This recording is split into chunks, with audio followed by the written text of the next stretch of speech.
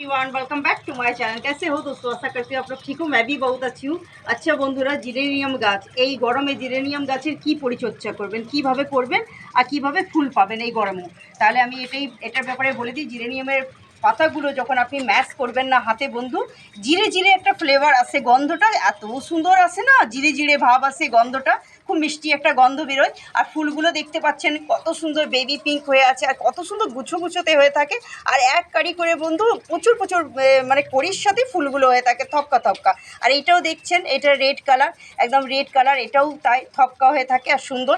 এটাতে আমি গরমকালে ফুল কীভাবে পাবো সেটাই দেখিয়ে দিই বন্ধু। হ্যাঁ, ছাওয়াযুক্ত জায়গাতে রাখতে হবে, একটু কেয়ারটা বেশি করতে হবে যেহেতু গরমকাল পড়ে গেছে। এই যে দেখুন কাট করে দিলাম, শুকনো লিভ ব্রাঞ্চ যা থাকবে এই কড়িগুলো সেগুলো কাট করে দিতে হবে। কড়িগুলো শুকিয়ে আপনি আবার ফির থেকে গ্রো করতে পারবেন, বীজগুলো রেখে দেবেন, আবার পুঁতে নিয়ে তারপরে আবার গ্রো করতে পারেন গাছ। এই যে শুকনো লিভস রাখা যাবে না, কেটে দিতে হবে। আর অবশ্যই করে ছাওয়াযুক্ত জায়গায়, যেখানে ছাওয়া আছে সেই জায়গাতে রাখতে হবে আমাদের। আর বেশি বেশি করে কলা চোখা ভেজানো জলটা একটু বেশি করে দেবেন বন্ধু গরমকাল বলে। এই যে আমি মাটি ডালগা করে নিলাম, দেখতেই পাচ্ছেন। আর ছাওয়াযুক্ত জায়গাতে রাখবো যেহেতু গরম পড়ে গেছে, ঠিক আছে।